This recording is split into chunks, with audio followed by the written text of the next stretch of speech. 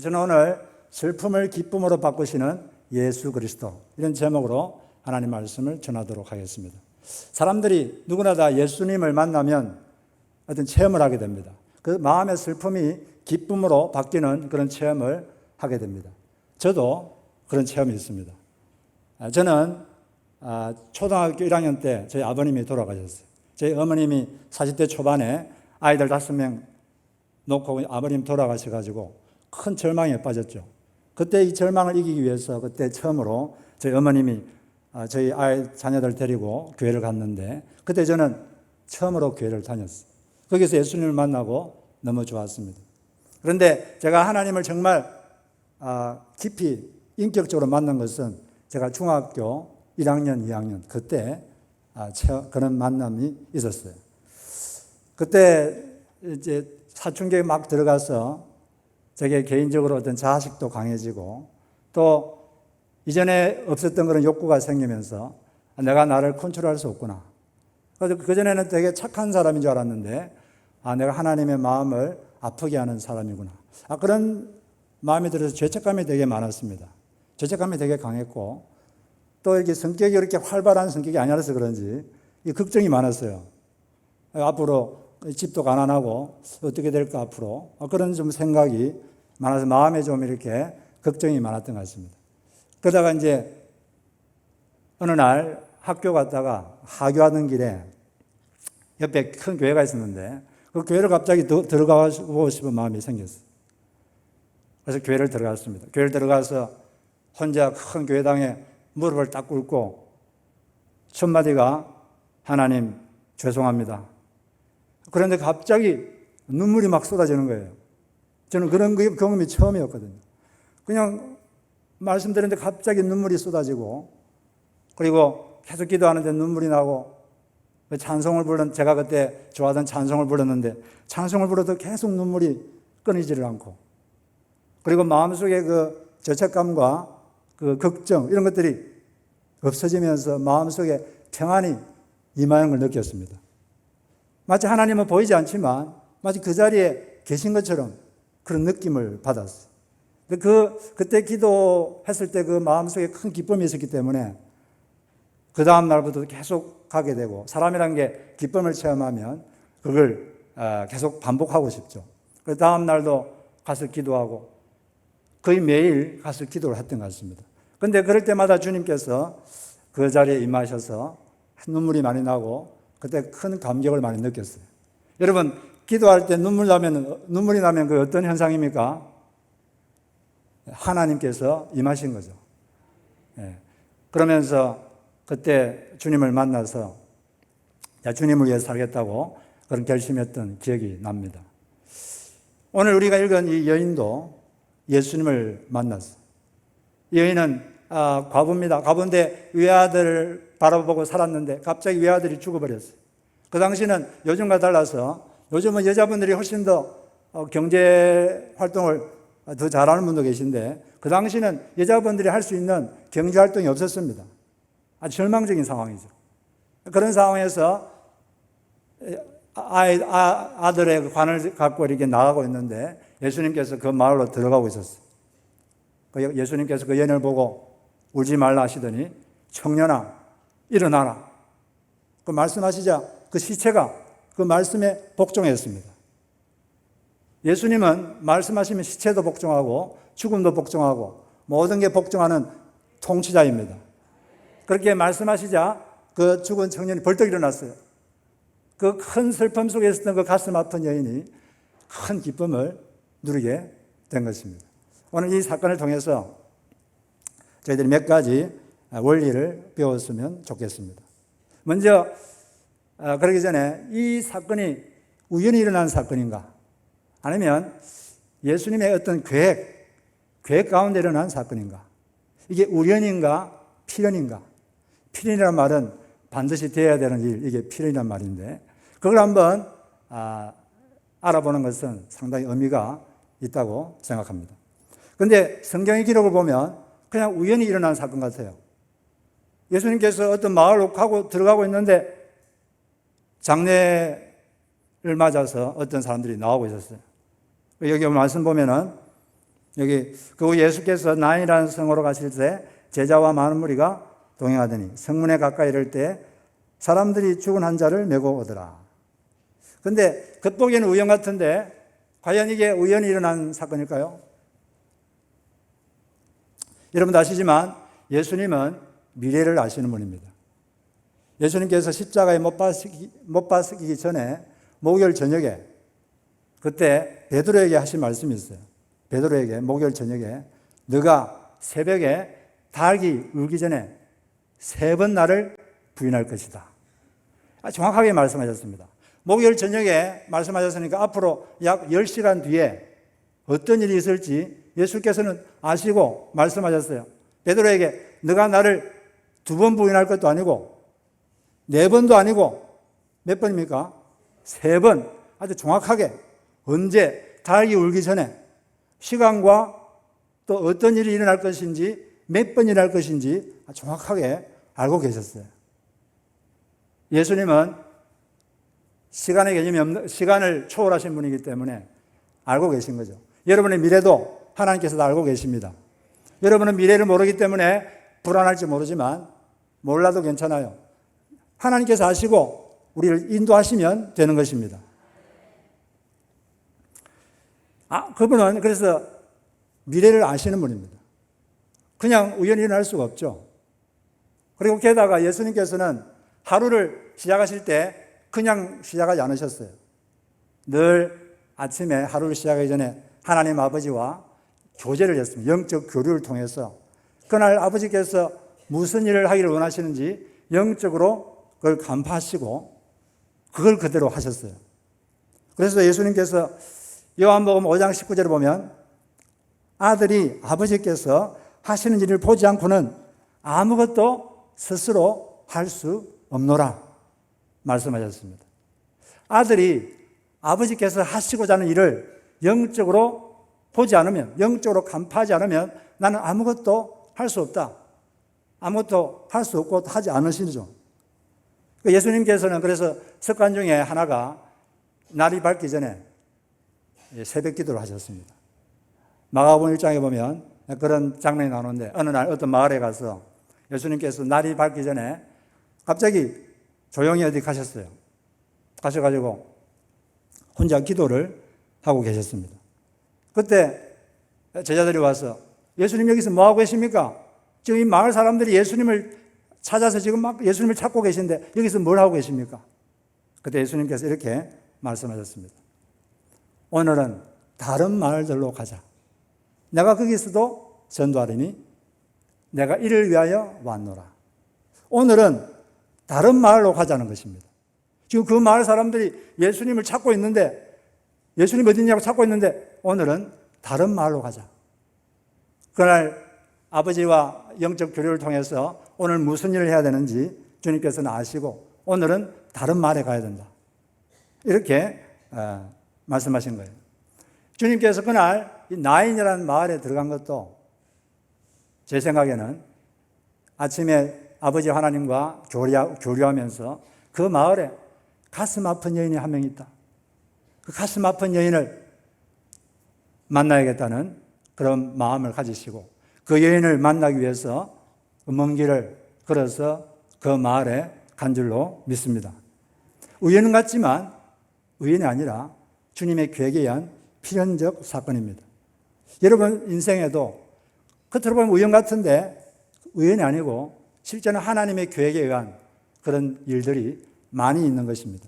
그러므로 우리는 우리의 삶 가운데 주님께서 혹시 개입한 사건이 무엇인가, 개입한 것이 무엇인가, 그걸 고민해보고 기도해볼 필요가 있는 것입니다. 그리고 또 성경에 보면 우연 같지만 우연이 아니라 하나님의 계획에 의한 그런 사건들이 몇 있는데 그 중에 하나가 열왕기상 22장에 보면 그때 북이스라엘 왕 중에서 여러분 가장 악한 왕이 누굽니까? 성경부를 잘 하셨네요. 아합이 가장 악한 왕이었어요. 온 나라를 우상 나라로 만들어버리고 많은 사람을 학살하고 그래서 이 22장 20절에 보면 하나님께서 어떤 계획을 세웠었습니다. 어떤 계획이냐면은 2장 20절에 보니까 여호와께서 말씀하시기를 누가 아합을 깨어 그를 길앗 라못에서 죽게 할꼬. 누가 아합을 죽게 할 것인가? 아합을 죽이겠다고 계획을 세우셨습니다. 그런데 이렇게 계획을 세우셨는데 아합이 죽은 과정을 보면 너무 우연히 죽은 것 같아요. 아합이 남유다 왕 여호사밧과 함께 연합해서 아람 왕, 지금의 시리아와 전쟁을 했습니다. 근데 전쟁하기 전에 아합은 꾀가 많기 때문에 자기는 그냥 평복으로 갈아입고 남유다 여호사밧 왕에게 왕복을 입으라고 했어요. 왜 그랬겠습니까? 전쟁 나면 먼저 사령관을 죽이거든요. 안 죽으려고 자기는 평복으로 갈아입었습니다. 그런데 갑자기 적군이 그 성경 보면 무심코 아무 생각 없이 화살 하나 쏘았는데 그 화살이 갑옷과 갑옷을 잇는 그 솔기 사이에 화살이 박혀버렸어요. 갑옷에 맞으면 이게 안 들어가는데 갑옷과 갑옷을 잇는 아주 좁은 그 솔기 사이로 화살이 들어가서 죽어버렸어요. 겉보기에는 아이고 아합이 좀 재수가 없었구나. 한 10cm만 옆에 있었어도 안 맞았을 텐데 이렇게 생각할 수 있습니다. 그런데 우리가 성경을 보면 그게 우연히 된 게 아니라 하나님께서 벌써 계획을 세웠어요. 누가 아합을 죽게 할까? 우리가 지금 이 땅에서 일어나는 것은 우리 눈에는 보이지 않지만 영적 세계에서 먼저 결정된 것이 땅에 이루어지는 것입니다. 그러면 우리는 영적 세계에서 하나님의 결정이 중요한 거예요. 그것이 이 땅에 일어나는 것이죠. 그런데 사람 보기에는 그냥 우연처럼 보입니다. 왜? 우리는 하나님을 보지 못하니까, 영적 길을 보지 못하니까 우연처럼 보이는데 우리 삶 속에 우연이 아니라 하나님의 계획에 의한 그런 사건들이 사실은 많이 있는 것입니다. 그리고 또 여러분이 잘 아시듯이 에스더서에 보면 하만의 계략으로 유대 민족이 몰살하게 되었어요. 그런데 그래서 에스더를 딸처럼 길렀던 모르드게와 유대인들이 3일 금식 기도를 했습니다. 기도 끝나고 근데 갑자기 어느 날 그 페르시아 왕이 갑자기 어느 날 밤에 잠이 안 왔어요. 잠이 안 와가지고 역대 일기를 가져와라. 그리고 궁중에 일기를 읽는데 거기에서 모르드게가 때문에 자신이 암살당한 것을 이렇게 모면한 것을 읽게 되었습니다. 그래서 물어봤어요. 이 모르드게, 이렇게 나를 살려준 모르드게에게 누가 상을 주었느냐? 안 줬대요. 그러면 상을 주어라. 그래서 모르드게를 그 나라에서 으뜸되는 사람으로 세웠습니다. 그로 인해서 유대민족이 다 살아난 거죠. 갑자기 잠이 안 오고, 잠이 안 오면 다른 거 할 수도 있잖아요. 근데 갑자기 또 책을 읽고 싶었습니다. 책도 많은데 그 중에 그 역대일기를 또 읽고 싶었어요. 그 역대기가 두꺼운데 또 꼭 그 부분을 읽게 된 거죠. 이게 우연히 된 것이겠습니까? 하나님께서 보이지 않지만 하나님께서 일을 하신 것입니다. 여러분들도 살다 보면 우연히 된 것 같은데, 우연히 어떤 책을 본 것 같은데, 우연히 성경을 본 것 같은데, 성경에서 마음에 와닿는 말씀이 있으면 그게 우연히 된 게 아니라 하나님께서 여러분에게 말씀하신 것입니다. 바로 그것을 우리가 잘 알아야 돼요. 룻이 보아스를 만난 것도 그렇습니다. 먹고 살 길이 없어서 위삭수길을 하려고 어느 날 나갔는데 그냥 어떤 밭에 가니까 출소하는 사람들이 있어가지고 그냥 아무 생각 없이 그 밭에 가서 일을 했어요. 근데 알고 보니까 그 밭이 보아스의 밭이었고 그 보아스와 결혼해서 증손자 다윗을 낳았습니다. 그게 우연히 된 것이겠습니까?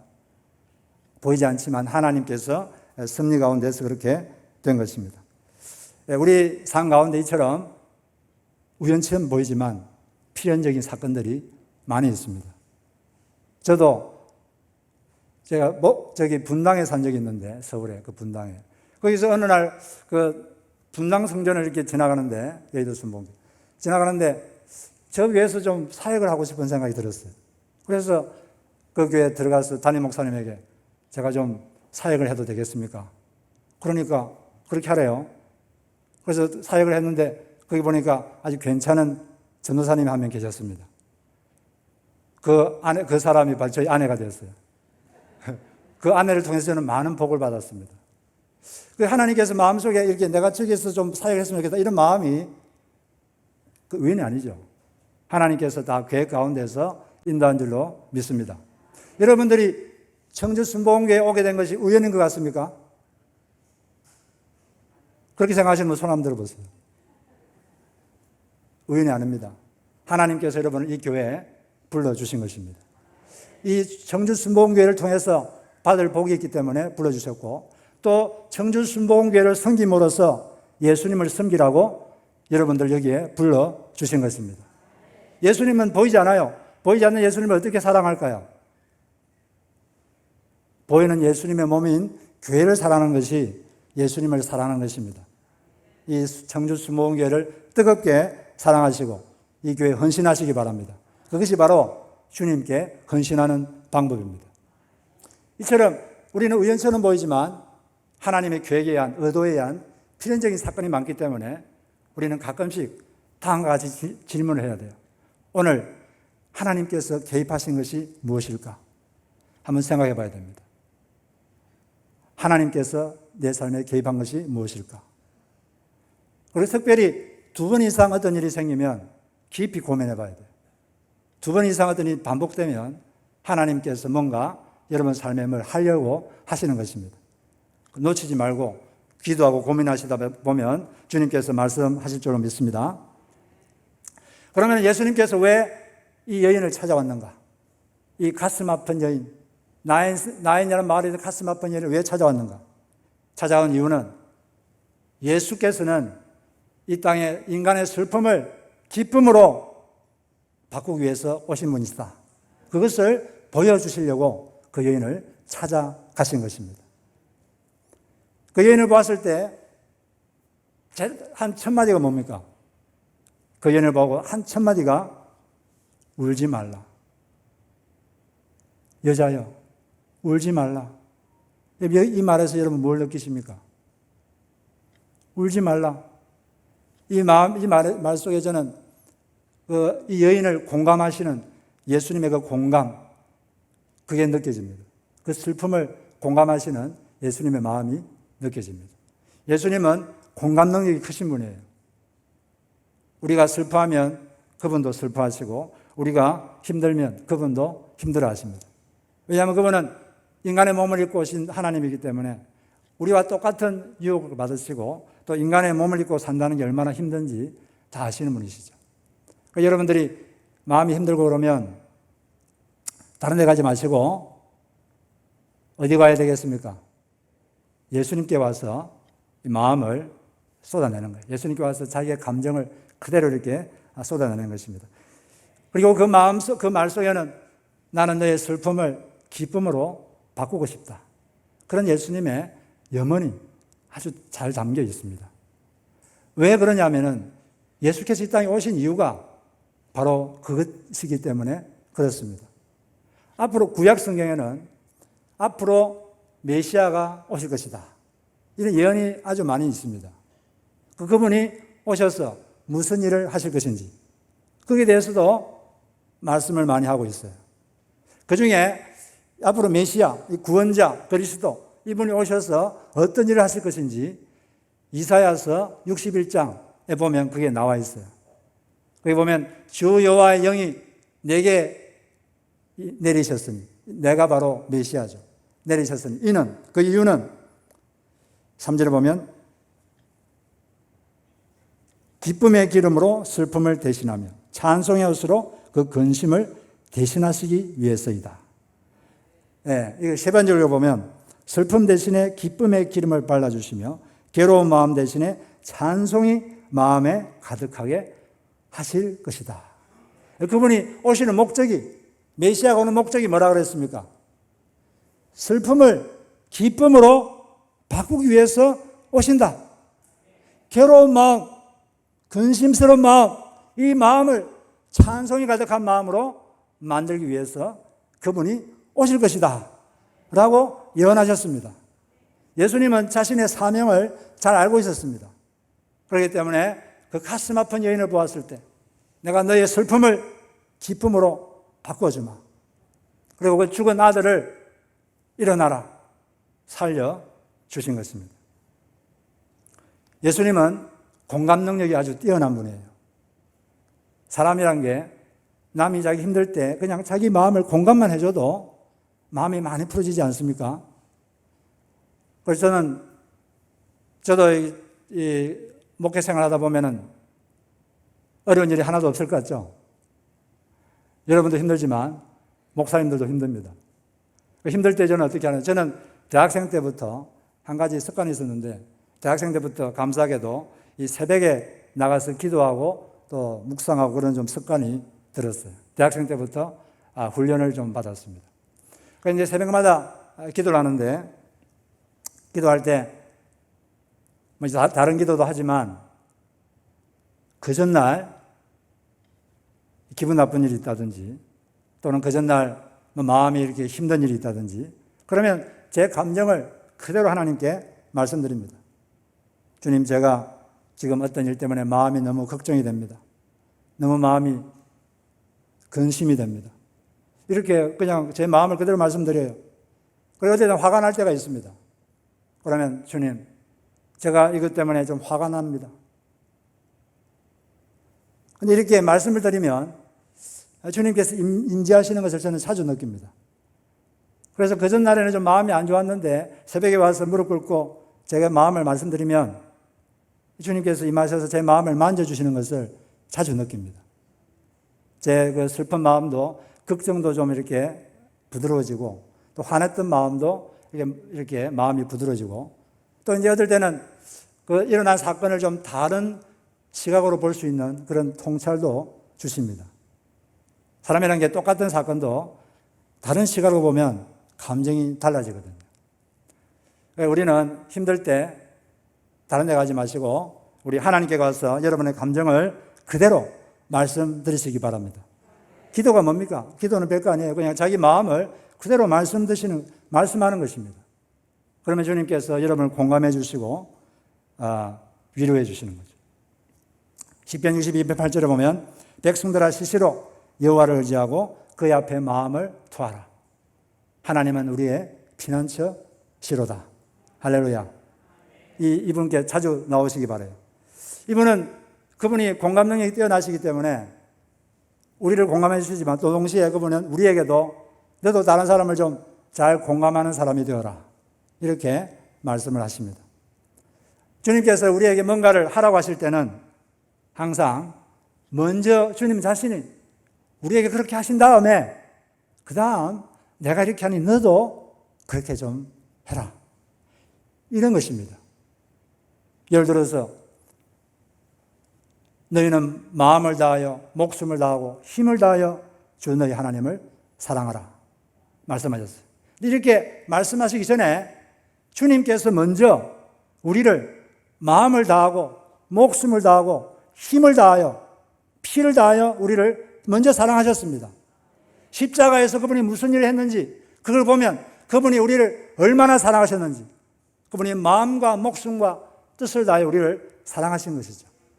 그런 다음에 너도 내가 너희를 그렇게 사랑하니 너도 나를 좀 그렇게 사랑하면 안 되겠느냐, 그렇게 부탁하시는 거예요. 이처럼 주님께서 우리를 공감하시기 때문에 너희들도 다른 사람을 좀 잘 공감하는 사람이 되어라. 우는 자들과 함께 울고 또 기뻐하는 자들과 함께 기뻐하라. 이렇게 말씀하시는 것입니다.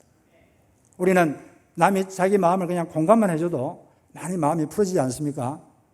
그 딸이 와가지고 엄마한테 와서 엄마 내가 좀 슬퍼요. 엄마 내가 좀 힘들어요. 그러는데 그게 되고 그게 뭐가 슬퍼? 그게 뭐가 그게 슬퍼? 그게 뭐가 힘들어? 내가 힘든 일을 안 당해봤구나. 이런 식으로 말하면 그건 일종의 비판이죠.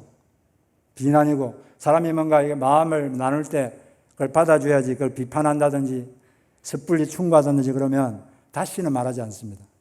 그걸 그냥 받아주고, 아, 너가 슬프구나. 너가 힘들구나. 구나. 그리고 좀 나이가 있으면 당신이 슬프군요. 당신이 힘들군요. 구나. 군요. 이런 표현으로 우리는 다른 사람 마음을 이렇게 공감해 줄 수가 있는 것입니다. 다른 사람을 예수님처럼 잘 공감하시기 바랍니다. 예수님은 우리는 뭐 사람들이 힘들게 있으면 그냥 공감만 해줄 수밖에 없을 때가 있습니다. 힘이 없기 때문에 해결은 못 해줄 때가 있어요. 그런데 예수님께서는 공감도 해주시고 능력이 있으시기 때문에 해결까지 해주십니다. 제가 미국에 살면서 어떤 가슴 아픈 여인의 이야기를 만난 적이 있습니다. 이 여인은 한국에서 동두천 기지촌에서 일했던 여인이에요. 좋은 일이 아니죠. 거기서 6년 동안 일하면서 남자를 군인을 사귀었는데 잘 돼가지고 결혼했습니다. 결혼해서 미국에 오게 됐어요. 미국에 오면은 이제 자기 인생은 이제 천국이다. 이렇게 된 줄 알았는데 전혀 그렇지가 않았습니다. 그 백인 자기 남편이 어떤 미국의 시골 지역에 살았는데 미국에 도착하자마자 다음 날부터 백인 여자와 바람을 피우는 거예요. 그리고 또 시어머니는 자기를 영어도 못하고 조그마한 동양 여자를 벌레버섯 합니다. 너무 서러웠어요. 너무 괴로웠습니다. 위에서 피가 났습니다. 위출혈. 그리고 잠을 못 자는 거예요. 불면증. 너무 고통스럽고 서러워서 내가 더 이상 살 수가 없다. 그리고 스스로 목숨을 끊으려고 마구간에 갔습니다. 마구간에 가서 줄을 메고 이렇게 하려고 했는데 처음 해보는 거라서 그런지 그냥 나동갈아졌어요. 나동갈아지면서 갑자기 어릴 때 엄마 손잡고 교회 갔던 기억이 갑자기 났습니다. 그래서 그 어릴 때 갔던 그 예수님이 생각나서 울면서 이렇게 예수님께 기도드렸어요. 예수님, 저는 죄 많은 여자입니다. 이 죄 많은 여자를 불쌍히 여겨 주시옵소서. 그러면서 한없이 울었습니다. 그렇게 막 울면서 그렇게 기도하고 있는데 갑자기 이 내면에서, 안에서, 속에서 귀는 안 들리는데 분명히 속에서 아주 분명한 그 내적 음성이 들렸어요. 내 딸아, 다 너를 버릴지라도 나는 항상 너와 함께 있느니라.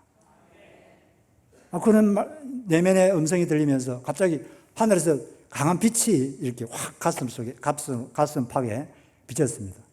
위에는 다 막혀 있는데 갑자기 강한 빛이 비치는 거예요. 오른쪽으로 움직이면 빛이 오른쪽으로 따라오고 왼쪽으로 움직이면 왼쪽으로 따라옵니다. 그러면서 주님께서 이곳에 오셨구나. 너무나 기뻤습니다. 그 마음의 슬픔이 기쁨으로 바뀌었어요. 그 후부터는 남편 생각하면 화만 나고 미워하기만 했는데 그때부터는 남편을 위해서 기도하기 시작했습니다. 그리고 그전에는 늘 한숨 쉬며 살았는데 찬송하며 살았어요. 그러니까 그 시어머니가 보는 눈이 달라졌습니다. 너는 천사다. 그러면서 이 천사 같은 이 딸을 괴롭히는 그 아들을 그때부터 책망하기 시작하는 거예요. 아들도 어느 정도 시간이 지나서 자기 잘못을 회개하고 아내에게로 돌아와서 예수님 안에서 새로운 삶을 살게 되었다는 소식을 들었습니다. 이 가슴 아픈 여인을 주님께서 만나주신 것이죠. 여러분 인생에도 하나님께서 찾아오신 것은 우연이 아닙니다. 바로 여러분의 삶 속에 있는 슬픔, 괴로움을 기쁨으로 바꾸기 위해서 오셨습니다. 그런데 이 예수님께서는 분명히 그러기 위해서 오셨고 지금도 그 일을 하고 있는데 이걸 여러분들이 경험하려면 가만히 있으면 되지 않아요. 하나가 필요합니다. 이걸 해야 돼요. 이걸 안 하면 여러분하고는 아무 상관이 없습니다. 예수님은 여전히 그 일을 하고 있는데 여러분들은 경험을 못해요. 그게 뭘까요? 이걸 해야 돼요. 이게 있어야 돼요. 이게 없으면 예수님은 여전히 똑같은데 나하고는 상관이 없어요. 그게 뭐냐면 그게 믿음입니다. 그걸 믿어야 돼요. 믿지 않으면 자기에게 실제가 되지 않습니다. 믿을 때, 그 약속을 믿을 때 자기게 되고 자기가 경험되는 것이고 그걸 누리는 것입니다. 여러분 여기 아름다운 꽃이 있는데 꽃이 이름 아름답죠? 이 꽃의 아름다움을 알려면은 눈이 있어야 됩니다. 눈이 없으면 꽃은 아름답지만 나하고는 아무 상관이 없어요. 저는 자기는 아름다움을 전혀 누리지를 못합니다. 눈이 있으면 이 꽃의 아름다움이 자기 것이 되죠. 그게 자기에게 실제가 되는 것입니다. 그리고 또 아름다운 음악이 있을 때 이걸 자기가 누리려면, 그 아름다운 음악이 자기에게 실제가 되려면 뭐가 있어야 되죠? 귀가 있어야 됩니다. 귀가 없으면 음악은 아름다운데, 여전히 아름다운데 자기는 그 음악을 누릴 수 없고 자기하고는 아무 상관이 없어요. 안 들리니까. 마찬가지입니다. 하나님의 약속이 있지만 우리가 그걸 안 믿으면 우리하고는 아무 상관이 없습니다. 그 말씀을, 약속을 믿을 때 그 약속이 자기에게 실제가 되는 것입니다. 그래서 믿음이란 실제화 시키는 것입니다. Faith is to realize God's promise. 우리는 이걸 믿어야 돼요.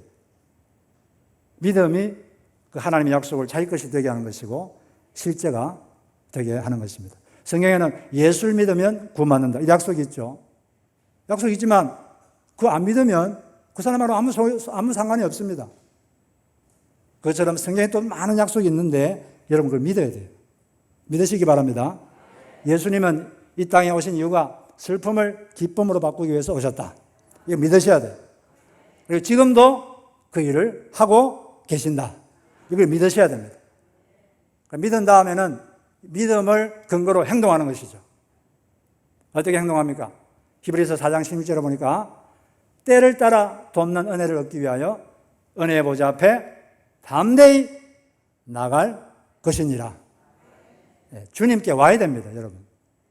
가만히 있으면 안 돼요. 게으름 피우면 주님을 우리가 경험할 수가 없습니다. 이 수요일 날 이렇게 오신 여러분들은 아주 영적으로 부지런한 줄 좀 믿습니다. 계속 이렇게 부지런하시기 바랍니다. 옆 분에게 한번 인사합시다. 계속 부지런하십시오.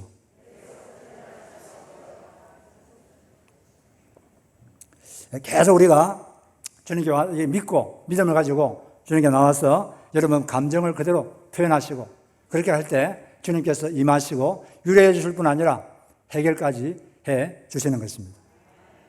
이런 주님을 여러분 많이 체험하시길 바라요. 이렇게 이 여인이 이렇게 예수님을 체험했습니다. 이 큰 슬픔을 기쁨으로 바꾸는 체험을 했어요. 그럼 이 여인이 그 앞으로 어떻게 사는 것이 가장 잘 사는 것이겠습니까? 예수께서 이렇게 큰 일을 자기에게 해줬는데 이제 어떻게 살아야 될까요? 혼자서 그냥 즐겁게 막 살면 됩니까? 먼저는 우리가 간단하게 생각하면 자기에게 일어난 일들을 남에게 전하는 거죠. 오늘 이 말씀처럼 그 주변 사람들이 그걸 보고 큰 선지자가 임했다, 하나님께서 우리를 돌보셨다, 이처럼 우리 남에게 간증하고 그러면서 하나님을 높이는 것입니다. 그게 필요하죠. 그런데 더 중요한 것은 이제 이 여인이 더 잘 사는 방법은 비슷한 슬픔을 가진 사람들을 치유하는 사람이 되는 것입니다. 치유자로 사는 것이에요.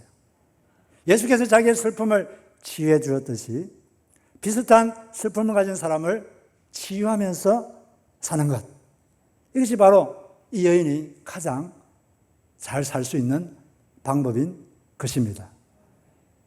왜냐하면 사람이란 게 비슷한 경험을 하지 않으면 그 사람의 감정을 이해를 못합니다. 이해해요 그러지만 이해 못해요. 그냥 말로 하는 거지. 비슷한 경험을 하면 잘 이해할 수 있어요. 어떤 여인이 아들이 병으로 죽어서 너무나 괴로워하고 있습니다. 주변 사람들이 와서 위로를 해주는데 전혀 위로가 안 돼요. 아무런 위로가 안 됩니다.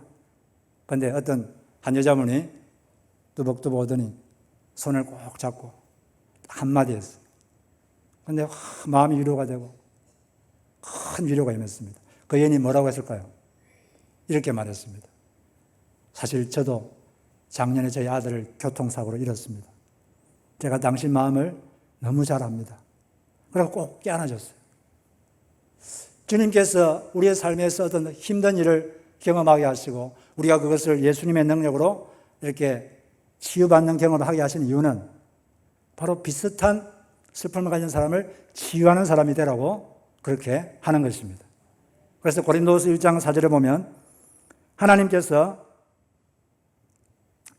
하나님이 여러 가지 환난에서 우리를 위로하신 것은 다른 환난 중에 있는 자들을 위로하도록 하기 위해서이다. 이렇게 말씀을 하고 계신 것입니다. 여러분에게 하나님의 위로가 임했다면 이제 다른 사람을 위로하는 자, 다른 사람을 치유하는 사람이 되어야 되는 것입니다. 그것이 예수 믿는 사람들의 사명입니다.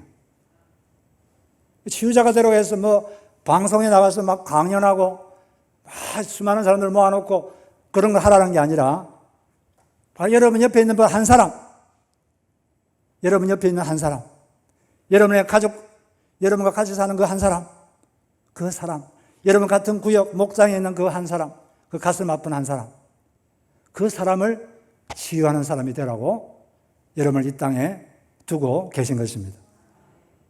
그리고 교인들 중에 바로 가슴이 아픈 그 사람을 위로해주고 기도하고 그런 치유자가 되라고 우리를 이 땅에 계속 두게 하시는 것입니다. 그런 치유자로 사시길 바랍니다.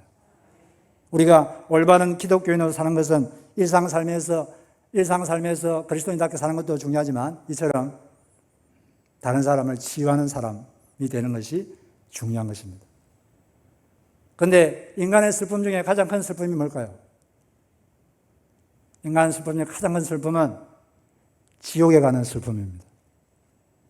예수를 통해서 죄 용서를 받지 못하면 지옥에서 영원한 슬픔, 영원한 고통을 받게 돼요. 예수님은 이 슬픔을 없애기 위해서 일단 오셨고 그 다음에도 우리의 삶의 여러 가지 질곡, 살면서 살아가는 많은 슬픔들, 그런 것들을 기쁨으로 바꾸기 위해서 오신 것이죠. 이화여대 최하수 교수님이라고, 이분은 한국에 호스피스 사역을 최초로 도입하신 분인데 이분은 1000명 넘는 사람들이 죽는 것을 직접 목격했습니다. 그런데 죽는 사람들 관찰하면서 가진 한 가지 공통점이 있는데 그게 뭐냐면 예수 믿는 사람들은 죽기 얼마 전에, 며칠 전에 또는 죽기 직전에 갑자기 얼굴이 환해지고 밝아진다는 거예요. 왜 그러냐면 죽기 직전에 여러분들도 아마 경험하실 겁니다. 죽기 직전에 갑자기 영적 세계가 열립니다. 그리고 예수를 믿는 사람은, 가짜로 믿는 사람은 안 되고 진짜 믿는 사람은 천사를 보게 돼요. 왜 천사가 올까요? 천국으로 데려가려고. 돌아가기 직전에 그걸 보는 거예요. 그래서 갑자기 얼굴이 환해집니다. 밝아지고. 환해지고 천국 가니까. 그런데 예수를 안 믿는 사람들은 누가 데려올까요? 네, 시커먼 존재가 데려옵니다. 그러면서 그분이 하는 말이 비명을 지르고 나를 데리러 왔다. 비명을 지르고 너무나 두려워하면서 과함을 지르고 옆에 사람이 없으면 너무나 두려워하는 거예요. 예수를 믿는 건 정말 여러분의 영혼을 변화시키는 것입니다. 그런데 이 땅에, 이 청주에 아직 예수를 모르고 자기가 지옥 가는 줄도 모르고 영원한 슬픔, 영원한 고통이 있는 줄도 모르고 그냥 사는 사람들이 있어요. 어떻게 되겠습니까? 그들에게 예수를 전해서 그들을 치유하는 사람이 되는 것이 우리의 사명인 줄로 믿습니다. 우리가 그렇게 치유자로 사는 것은 우리가 빚을 짓기 때문이죠. 우리는 채무자입니다. 채무자. 주님께 너무 큰 은혜를 받았기 때문에 이제 그 은혜를 갚기 위해서 우리 사는 거죠. 사람 중에는 채권자의식 가진 사람이 있고 채무자의식 가진 사람이 있는데, 채권자의식 가진 사람은 남에게 뭘 빌려준 것처럼, 맡겨놓은 것처럼 자꾸 달라고 말해요. 이거 주십시오. 달라. 교회 와서도 계속 달라. 이런 사람들은 5번 주고 6번째 안 주면 화를 냅니다. 그런 사람이 여기는 한 명도 없는 것 같습니다. 우리는, 예수 믿는 사람들은 너무 큰 은혜를 받았기 때문에 이제 이 은혜를 저는 갚아야 됩니다. 옆에 사람에게 갚아야 됩니다. 그런 빚진 자, 채권자의식으로 채무자의식으로 사는 것입니다. 그렇게 여러분 사시기 바랍니다. 바울처럼. 바울은 예수를 핍박했는데 자기를 구원해 주신 그분께 너무 감사해서 은혜 베풀려고 살았던 거예요. 이처럼 여러분들이 치유자의 사명 가지고 살다 보면, 이렇게 살려고 하다 보면, 하나님 비전을 붙잡으면 반드시 마귀의 역풍이 옵니다. 주님 뜻대로 살려고 하면 반드시 마귀의 역풍이 와요. 비전을 붙잡으면 역풍이 옵니다. 그럴 때 역풍에 무너지지 말고 계속 끝까지 하나님 주신 비전을 붙잡으면 이루어지는 것입니다. 그렇게 눈부신 끈기로 승리하시는 여러분 되시기를 주님의 이름으로 축복합니다. 우리 같이 한번 기도하겠습니다.